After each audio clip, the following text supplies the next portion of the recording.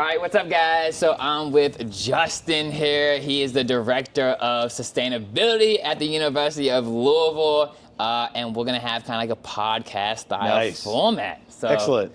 Yeah, I guess kind of started out of what do you really do on campus, and just how did you get into it? Yeah. So I guess I'm kind of a lucky person. Like I haven't spent my life floundering about not knowing what I want to do. Like from a really young age, I knew I cared about the environment. Nice. And so I went to college for environmental studies. And of course, the more I learned about environmental science, environmental studies, the more I learned that you can't just look at the environment and that you can't save the environment by just like fencing it off. Right. That there's always going to be people involved. And there's always going to be economics involved in how we protect the earth, right? And so that's when, in 1995, I came across this concept, which was fairly new at the time, of sustainable development, right? Where we recognize that there is an economy, there isn't a society, and we want to improve those things, but we need to do it in a way that is balanced with environmental protection as well. And that got me really excited because that's hitting all kinds of themes I'm interested in. Obviously, I care about people too, right? And so figuring out a way to sort of push humanity down a path that's more sustainable has been my goal since the mid-90s, right? Nice. And so I ended up going to graduate school in Wisconsin for that. Got to do a Fulbright in the southern Philippines for my graduate research. I was interviewing farmers about a sustainable rural development project. And I got to develop sort of a framework for how would you evaluate a project that's claiming to do sustainable development. And this was before there was, a lot of knowledge about what sustainable development really demands of us. And so it's kind of exciting to be on the cutting edge of figuring that out. Right, yeah. And I got it really straight in my mind, not after the master's. I had to stick around for a PhD. Yeah. I wasn't intending to forever be in academia. I wanted to be a change agent, and I really wanted to do rural agricultural development work too. And so I got to do that. I got to live my dream in the U.S. Peace Corps, which is a great program. I did that after graduate school with my wife, and we served in Paraguay, which is a landlocked country in South America, right? Okay. Bordering on Brazil and Argentina and Bolivia. And we just got to spend every day helping the farmers in our community live better lives with more environmental respect, basically. And that was just so rewarding. It was exactly what I wanted to do. We extended our service for a third year, in fact.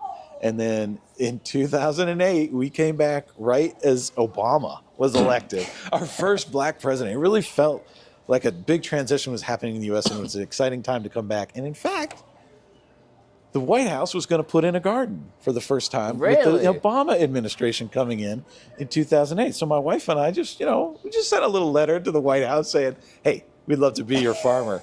Didn't get a response back. They found another farmer, but it's still there today, and they even have beehives at the White House. Yeah, that's cool.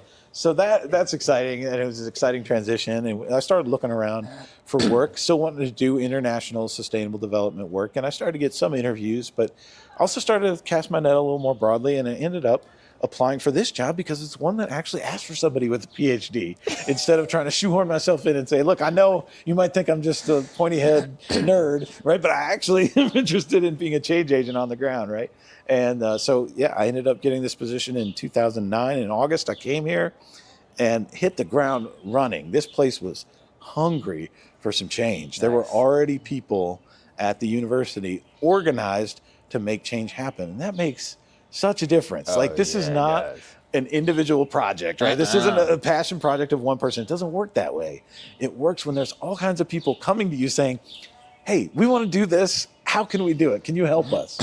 And that's not just the students, faculty, and staff here, but it's our broader community in Louisville has been hungry for it too. Oh, yeah. So there's lots of supporters like you, right, who just call me up randomly and say, hey, I want to come to campus and do something. And I'm like, I'm the gateway to help all that happen. And it's awesome. It's so rewarding to be able to do that. So, of course, since 2009, all kinds of change has happened on our campus, and I don't want to try and take all the credit for it.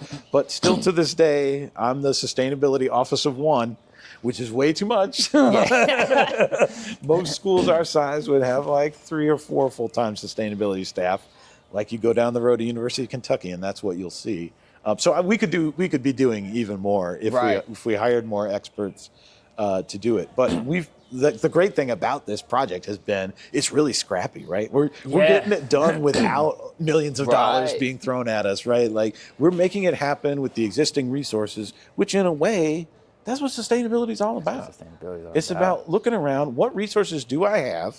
How can I live more locally right here with what I have? Right. And how can I create a thriving place, which includes economy and people and environment, with the resources that we already have, rather than extracting resources from elsewhere, right? And so I almost kind of like the fact that we've been scrappy all along and put in the gardens that you just saw on the tour with basically no money. Maybe a few donations, maybe a small budget, maybe some interns that we pay a little bit of money helping volunteers, but otherwise it's really just using our local ecology, right? Right, yeah. To putting it to work.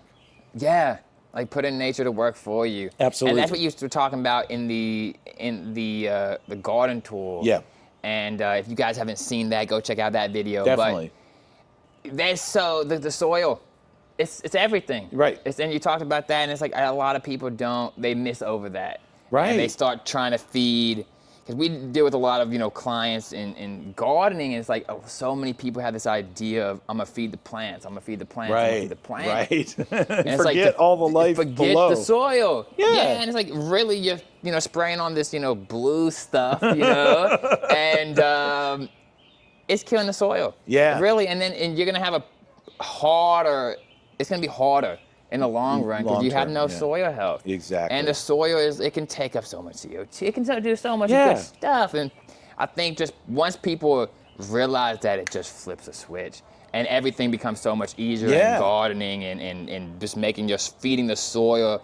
And then in turn, it will feed your plants. And then feed you. And it'll feed you good stuff. There's two things about it that are difficult for people in the U.S., right, to recognize. One, patience. It takes time to build up quality, healthy soil. Right. If you just let nature do it, it can take like eons. Right. we can help it along with our composting methods, with our green manure crops, right?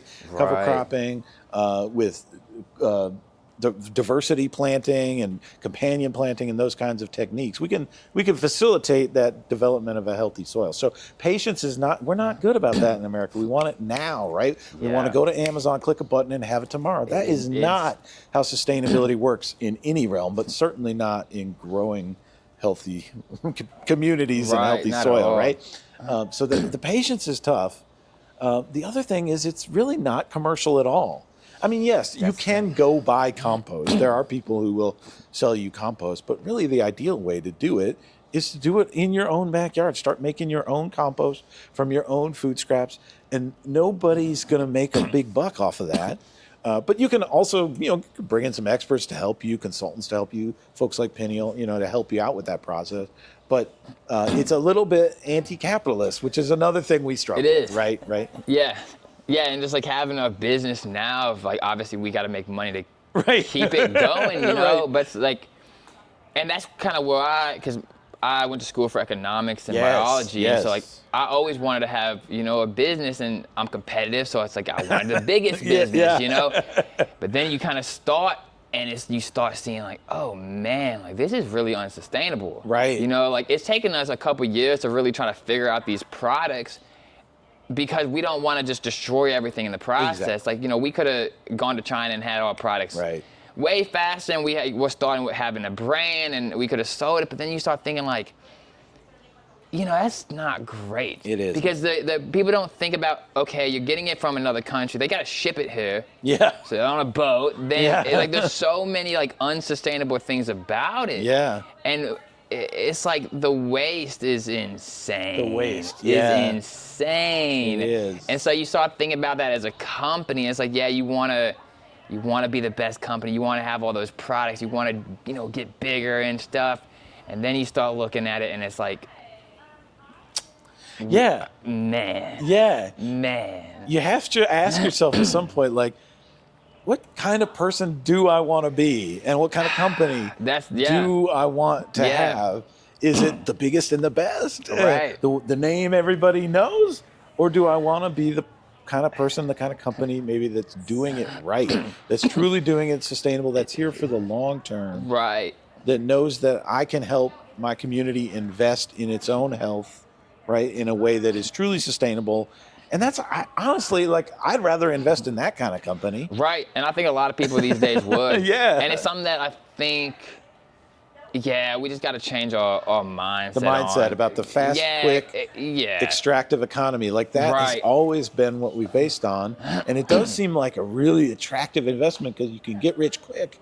But what is the destruction you're leaving in your wake? That's the thing. What destruction are you leaving in the wake? What are the true costs of doing business that way? Our economy, our capitalist economy, has not incorporated all of the costs of doing business. We externalize all kinds of environmental costs and social costs too, right? If we don't treat our workers right, if we don't care about their health, right? We just kind of use them up on a treadmill. Like, this is no way to create thriving, lasting economies. It's not good. Yeah, and I think it's destroying people's mental health as well. Absolutely. That's a big thing in, like, with our company is, because, like, you're trying to compete with these companies that just don't. If you don't care, it's hard to compete with that. It's hard to compete with that, and I think we will, and I think we'll have the products, and because of our mission, and we can keep doing cool stuff. Yeah. And I think we're gonna get it. I think so too. And we can get it locally, but, like, all the people that are kind of coming up, that are young entrepreneurs or young, like, that's not something you get taught. No. I care about the environment. Like, I really care about sustainability. So that's something I have to, But that didn't come from a book or a class. Right. That's just, I was always outside. Yeah. I always liked it. I always liked reptiles growing up, going to the reptile expos. Too, yeah. Like, I was literally always outside. Yeah. I still am. And so, and you don't get taught that. Like, in business, you get taught how to market. You get taught how to, read financial reports. Like, that's what I got taught. Like, I got taught the business side of it. Which, of course, are necessary skills. Right, it's a great skill. But it's not all you can base it on if you care about sustainability. That's the thing. It can't be all, because now, since I own a business and we started getting in that, you should start seeing, like, we're kind of destroying a lot of stuff. Yeah. There's a lot of shipment that has to go, and it's like there's so much, like, packaging material. There's just so much stuff, and if you actually care about not leaving the world a worse place, it becomes a little bit harder, especially in 2025, because I just feel like we're at that point of mental health is crap. Oh, yeah. Honestly, because of the stuff we're putting in our bodies, because of the environment. Like, people aren't getting outside, and I really think nature can, like, solve many problems. It's absolutely healing. And the climate anxiety, I know so many of our students are wrestling with eco-anxiety across the board. I mean, it's especially ramped up with the Trump administration, like, basically all-out assault on the environment. And, people are feeling like, what can I as an individual do? And it can be overwhelming. And that's my constant message to our students is, the worst thing you could do is just be deer in the headlights about the whole thing and say, look, I'm going to check out. This is too much. Right. I can't do anything about it. And the reason that's the worst thing to do isn't so much because of my own personal little carbon footprint. Like, that does matter. It all adds up. But honestly, it's the act of disengaging which becomes the real mental problem. What makes me a happy, healthy individual is not like the incredible progress I see globally in addressing the carbon emission. No, if I just looked at that, of course, I'd be seriously depressed. But what gets me out of bed every morning is knowing that I know there's something I can do today to go the other direction, to contribute to a better world, and to keep up the fight. Because it's a long marathon struggle. This has never been about a sprint to the finish line. It's about a never-ending process of positively responding to the ever-changing conditions around us. That's what sustainability frustratingly demands of us, right? Yeah. It's never going to be easy. It's never going to be easy. And I think there's some stuff that people don't even know. Like, when they started having plastics, I mean, they probably knew that there was going to be, they probably knew that there was going to be some consequences. Yeah. But, like, you might have not had what we know now. Yeah. Like, microplastics, they're not really good for people. Like, I was talking to a neurosurgeon one of our clients, we started talking about this, and he's like, yo, I've never had so many guys come in with low testosterone. Like too, yeah. Yeah, he's talking about, because now he does consulting, and he's like, yo, this is insane. Yeah. You know, I've been doing this for 50 plus years. I've Right. never seen this in my life. Right. I've never seen the mental health crisis that we're in now. Yeah. And he's like, it's what we're putting in our body. Like Yeah. we got microplastics all in us. We're putting in processed foods every day. We're putting Yeah. in just blue light. Like, we're doing stuff in 2025 that doesn't make any sense. Yeah. It doesn't make, like, it's like, why? Like, people can go all day without being outside. Like, you can go Right. to your job, never see the light. Yep. Come home when the light's Drive coming right down. into that garage. That's Never not get good. outside. That's not. There's nothing that's gonna positively affect your mental health in that way. And Right. it's just like, right. especially in my generation, I just feel like mental health is just so Yeah. bad. And it's so sad, like this drive to be in that rat race. It's so bad. And I think social media only has amplified it, right? a ton. All we're comparing our lives to is some idealized perfect vision that somebody else is sharing. And, you don't post pictures about the dirty stuff, right? Right. The bad news, the bad day. But we need some challenges in our lives. We need some bad days and figuring out how to overcome them to feel a sense of control, empowerment, positivity, right? Right. So I'm not saying like intentionally put yourself in bad Yeah. situations, but I don't think there's anything wrong with like intentionally doing some difficult things. Right. And it might People be should, right? starting Like, a garden for the first time. Yeah. right? And it's I think we got to change. Yeah, get Yeah. back to nature. Yeah, get absolutely. back to nature, and that kind of ties into like the nature and sustainability of like.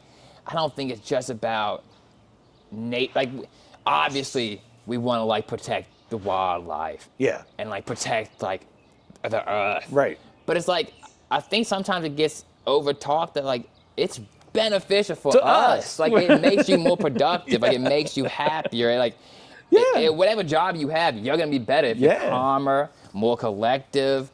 Yeah. And you can get to it. And it's like, yeah, this so Right. It's not just about saving the earth. It's not about the reason to fight climate change isn't about we care about polar bears. Of course we do. Right. But really, we got to start putting a human face on these impacts and understanding that we are shooting ourselves in the We're foot. shooting ourselves in the right? foot. And we are making our future lives and our future generations' lives so much worse. And for what? That's Right? for When what? you get right down to it, For are we what? actually happier? No. Are we actually, is wealth really well distributed and everybody's healthy, wealthy, and wise now? No, it's the exact opposite. Exact opposite. All of this future suffering that we're creating is to create a world in which there's incredible injustice, incredible wealth inequality, incredible mental and physical health challenges, It's and a destroyed nature. Why It's would not we doing ever any do good. that? Wouldn't it be better to be a little less economically aspirational, maybe? I don't need to be the wealthiest person in the world. I just need enough to be comfortable and to work collectively towards collective solutions, whether they're political or community-based or whatever, to meet our basic needs right. so that nobody is left behind. And we're working to create a world where we have healthy, functioning ecosystems. That would Right. make humanity much healthier and wealthier in the long run. Much healthier. But the people in power don't see it that way. They see it as I got to get as much wealth and power as I possibly can. I'm not Right. sure why, because after a certain level, all the studies show we're no more happier. Like once our basic needs are met, more and more money. I mean, it's really Right. not gonna. It's just gonna make you more anxious about all that Right. money you got to protect, Yeah. right? Yeah. Yeah. Yeah. I think it's like a competitive thing. There's definitely a piece to look at Because that. Yep. like especially like growing up, that's what and it had nothing to do with the money because I don't even spend Right, money. I right. could care less. Like I don't want a Rolex or like a fancy car. I'm not into that stuff at all. But it was the scoreboard. Yes. Like that's what you get learned in business. Like Sure. That's the scoreboard. Yeah. And so it's like in other industries, like if you're an NBA player, you want to be the best. You can do that without messing up anybody's life. Right. But when you're like a competitive person and you just want to win and you're in business, Yeah. that's where it gets tricky. It does. Because it's like you gotta mentally change what the scoreboard is. Exactly. And that's hard, That's where especially for a young Right. person that's like, I want to compete, I want to win. every day I got to change that mental Yeah. scoreboard, and it's kind of frustrating, Yeah, I honestly. know. But it's like you can't destroy where you're Right, living. right. So what if our scoreboard looked different? And it can. It's It up to can. us to It's up to define us. what we're keeping track of. What if it was a more triple bottom line approach to business, where obviously you keep track of the numbers, like how are you doing financially, but just as important, what is your social impact? That should be just as important. How are your employees feeling? How healthy are they? What is their mental health? What impact are you having on your community? And then, of course, the whole environmental column. What is our ecological footprint, our carbon footprint, our diversity footprint, everything else as a company? And people in business schools just aren't really taught to think that way. Nobody thinks that way. But really. In order to get to sustainability, you absolutely have to start thinking that way. You have to. And it's difficult too because, there's nobody really keeping those scores for us already. And at this point, we kind of have to do it ourselves. But bigger corporations are starting to get to the place where they're making sustainability commitments. They're hiring sustainability professionals to try and keep track of some of those other metrics that are so important. But they're still not, they're not on the daily news. When you turn on the news, what do you hear about? Your stock market's up or down. That's all you ever hear. You don't never hear about stuff. How many people died today from some pandemic or bird flu or whatever. Right. Or you don't hear about mental health numbers. You don't hear about homelessness numbers. You don't hear about ecological destruction and carbon emissions, right? These things are all, I think, need more balance in terms of attention. And it's really, at this point, it's up to us as individuals to give that equal weight to attention, because has to be up to us. The economy is not going to do it on its own for us, right? Not at all. Yeah. Not at all. Yeah. And yeah. Homelessness is going crazy, at least in Louisville. I'm sure across the country. Yeah. I'm sure across the country. I mean, we used to have last year we had this warehouse and we were building all raised beds and stuff there. And there's down the street, like just down the street, you see there's folks every people day. just passed out on fentanyl. Yeah. And it's are we not gonna do anything about this? Yeah. As a community, and it's like everybody's trying to pass the blame off. Yeah. It's like, who cares? Move them somewhere. Yeah, it's like, Jesus. We don't have is insane. programs. We don't have transitional housing for them. So the reason, people are getting to these desperate situations. We also see suicide numbers are through the roof, right? Crazy through the roof. And it's all getting back to that mental health crisis you were talking about earlier. It's the mental health, and there's no way you can be mentally healthy if you're locked up 8 hours inside. Yeah. And then you're on your phone before bed. Yeah. And then you're not getting any sunlight in. You're not going outside. You're not getting any exercise in.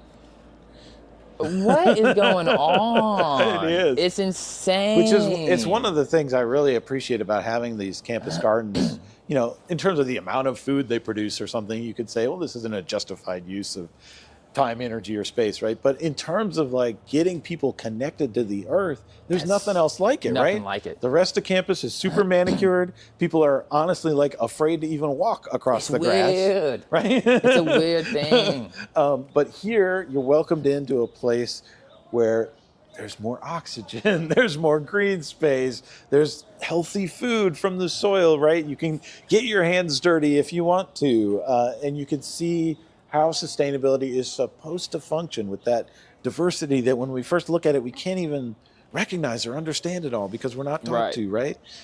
We can see wild foods like these native service berries I was talking about, right? Yeah. They were here before agriculture. This is what people used to eat. And when you can connect all the way back to that human ancestors in this place, you just feel a lot calmer. You feel so much calmer. It's maybe a huge thing. Maybe if the zombie apocalypse or whatever comes, right? I'll know how to get what I need because nature actually provides it for us. It provides it for us. And it's this weird thing of grass. And I'm not a grass hater. I'm not one of those, anti-grass. If you have grass, there's, time and place. I love throwing a frisbee out on grass or playing with my dog and stuff like that. But it's this weird it's got to be everywhere. Yeah, it's you can't have a garden in your front yard. It might look weird. That's a weird concept. We've had so many clients yo, do you think it's okay that I put some front natives in? Interesting. Wow. And it's of course it's okay. Yeah, what are you talking about? It's your yard. Of course it's okay. And it's so We actually just had a client's house the other day, and he lives in a nicer kind of part of town, and he has his whole backyard. He's trying to take out the grass. Nice. Right, his whole backyard, and he has. That's pretty radical for the suburbs, right? Yeah. And see, this is the problem, and this is the issue, because they have done a lot, like a ton of gardening in the back space, and they're going out to the front yard. Okay. So they're going out to the Bring front it out yard. to the front porch. And I he's like like, it. we have to be super, kind of like, I'm trying to ease into Tidy. it Tidy. because all my neighbors will complain. Like, all my neighbors want this, like, stereotypical landscaped that certain thing look. that's not going to give you anything. And it's like, Yeah. why do people even want that? I don't It's not know. even pretty. They don't enjoy it. They just have They to don't go out and enjoy maintain it. it with these mowers all the Yeah, time. and it makes no sense. And it's like, that was just sold. That was a Yeah, sold it was sold thing to us. from the companies that were doing this stuff. Yeah. It was sold to them Yep. so they can keep maintaining it. Right. It was just sold. It's like we've been brainwashed to think that we should have grass in our front yard instead of growing food or flowers that are going to give us. I mean, people go out and buy cut flower vases. And then they have full grass. It's like, what? You could have like some zinnias in your front yard and have these amazing free flowers. Feel a lot better because you did it. Yeah. And it's just something that just never got taught until now. Yeah. Like this next generation, I mean, you have all these college kids here that are doing this. Yeah. Now it's to the point where mental health is so bad that you can't overlook it. Yeah. Like people are committing suicide left and right. Like anecdotally, you probably know. It's like it happened all the time. Like fentanyl crisis is happening all the time. Right. Like my girlfriend just went to a funeral for somebody from her high school. Mental health, so we started taking something, and then it had fentanyl in it. Like it's so hard to overlook now. Right. Like it doesn't matter what the news says. Like you can just see it. Yeah. And I think a lot of people, the younger generation, is like, yo, this gotta stop. Right. And so like the conventional response to something like a fentanyl crisis is a war on drugs. Right. Like, oh, we gotta lock people up who are taking these drugs, which is really stupid, or lock people up who are getting these drugs into our communities, or we gotta shut our borders and stop immigration, all these immigrants bringing in drugs. That is not the root of this problem, right? The root of this problem is a mental health crisis because people feel disempowered, people feel lonely, people feel isolated, people feel no hope because our leadership isn't showing them a way forward that is at all positive. It's all more concentration of wealth, tax breaks for the rich. Like, this is not how we get there. Do anything for like people got to do this like in your community. Yeah, like, absolutely. There has to be a conversation because when it comes down to it, it's all about my business. It's money. Like, unfortunately, like no matter who gets in power, it's just. Yeah. It's just more, hey, there's somebody that's going to come up to you and offer you a big check if you write this bill. Like, either way, there's going to be somebody that does it. Yeah. And it's like, it has to be through us. Absolutely. It has People power. to be. Yeah, it has to be, I feel like. Yeah. It's just, you're not going to get the information any other way. Right. Like, there's so much now, there's so much, like, false. There's so much propaganda out there. Yeah, absolutely. There's so much propaganda out there that it's crazy. Actually, I know somebody that has YouTube, and his YouTube kind of, he had a video that had like 100,000 views on it, right? So he said he had tons of businesses reaching out to him. Really? Wanting him to do reviews on these products. Oh, product reviews, sure. Oh, they didn't call it, reviews. And then he said, well, I'm gonna get it, and I'm gonna test it out, and I'm gonna put out a video, and I'm not gonna show you. He said only one company was okay with that. Only one company was okay with that. So it's like the stuff that we're ingesting, the stuff that we're seeing, it's not reviews. A lot of these aren't reviews. It's just marketing. It's marketing. They just paid somebody to say that, and it's like, you know, what's going? Like, if somebody's gonna do that, well, how about like, you know, a native garden in your front yard? Like, of course they're saying that's bad. Like, we need more grass. It's just weird. It's very weird. And that's why I try, and another thing I try and like keep out of my life is all this marketing and messaging and advertising, because it's selling you a different vision, a different like idea of what's going to bring you personal happiness. Right. I don't need any of that stuff. Right. Right. And that kind of goes back to sustainability. Absolutely. It's people are just buying stuff left and right.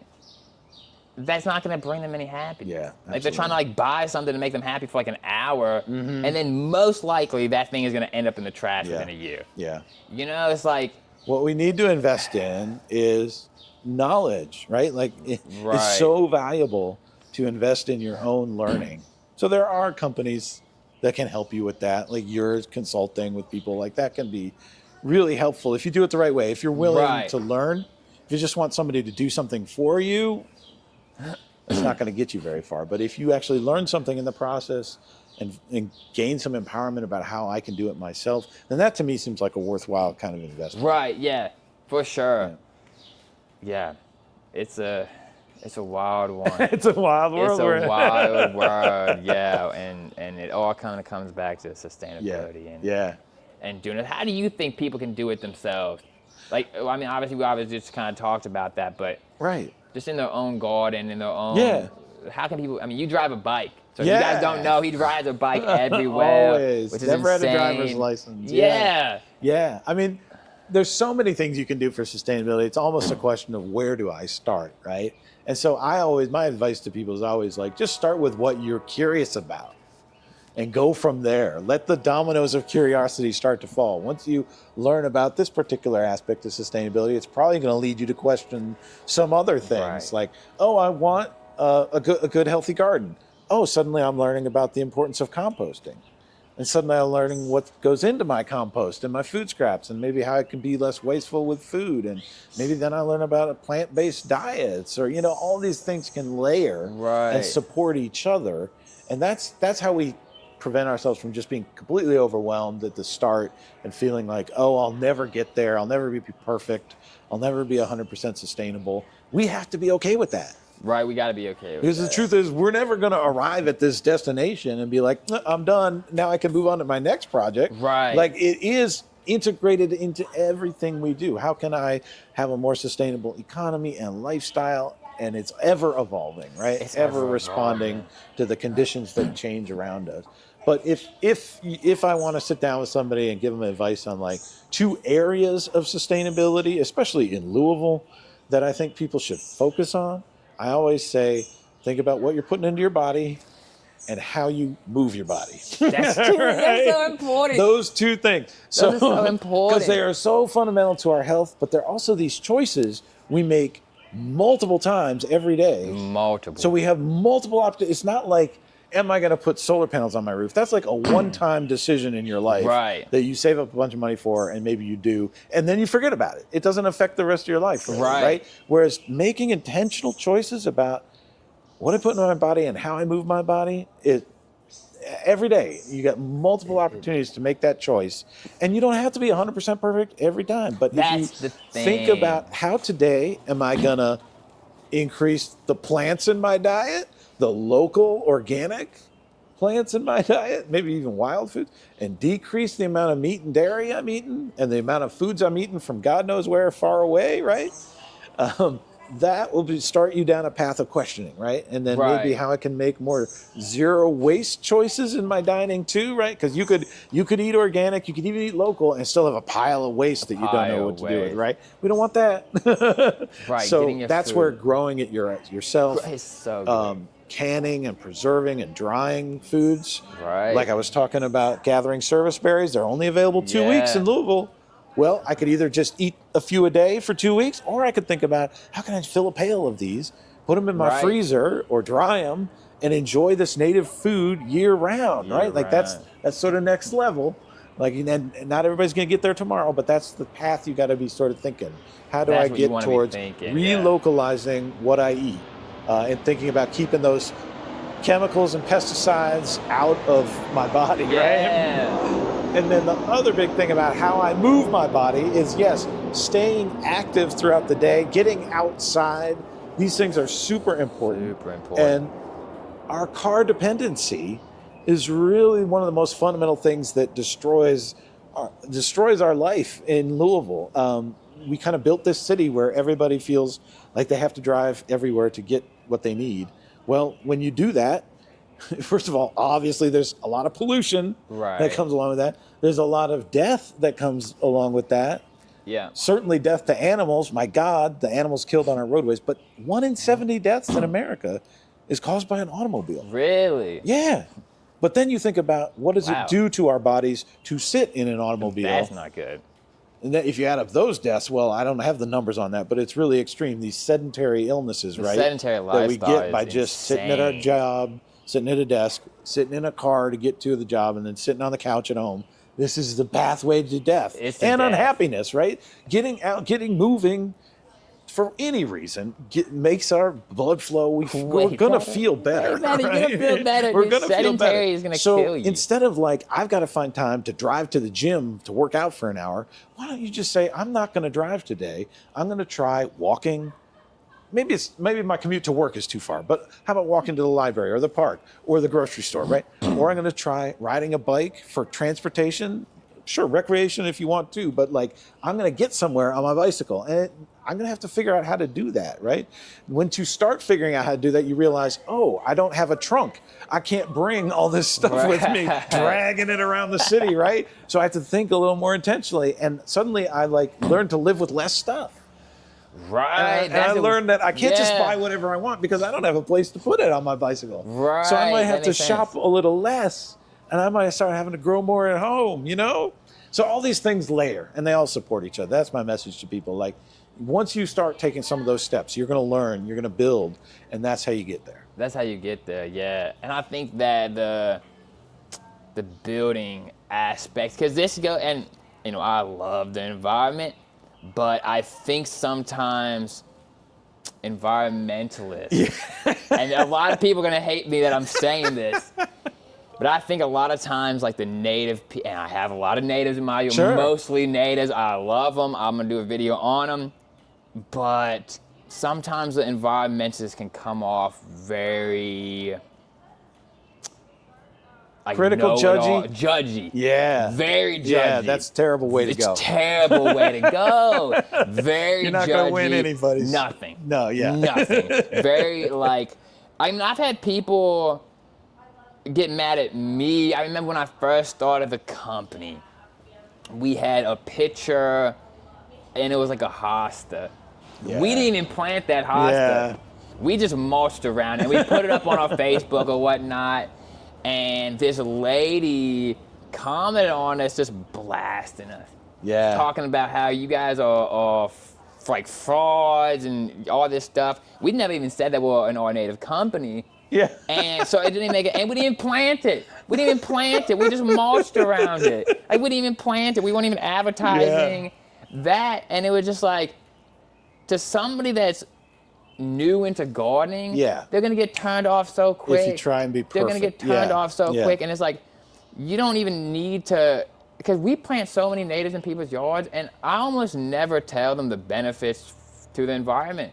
That's just a happy, nice little thing that I need you to know that it's doing good. Yeah. But really, you just gotta be like, look at this flower. Yeah. It's beautiful. This purple coneflower is beautiful. It is. It's gonna be a lot easier to grow probably because it's native to the soil. It's native to the environment. It's gonna work better for you. Plant it once and walk away. And walk away. And people would just be like, oh yeah, makes sense.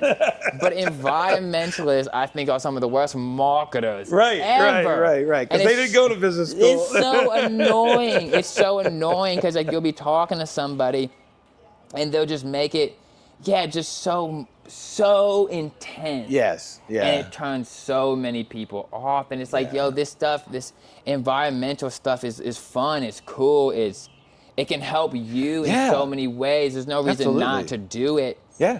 But people just get pissed. Yeah. People get mad that people are trying to judge. You're not gonna change anybody's opinion by trying to force them to change it. Like I've never had change somebody's opinion by calling them stupid. Yeah, exactly. You know what I'm saying? It doesn't work. It's like you can just show them the benefits of all this stuff that flowers and growing your own food in nature does. Absolutely. You don't need to attack them. Yeah. You don't need to. It just doesn't make any sense. Yeah, You know and what I'm we don't saying? need to be competitive. There's no reason in the environmental for it. field, There's no right? reason for it. There's no reason for it. So, yeah. That's actually, I'm really glad you brought that up, and it's kind of a nice note to sort of wrap up this conversation on, because there's so many ways you can think about creating change in your community, and you can take that really hardcore tack and like be hypercritical and judgy.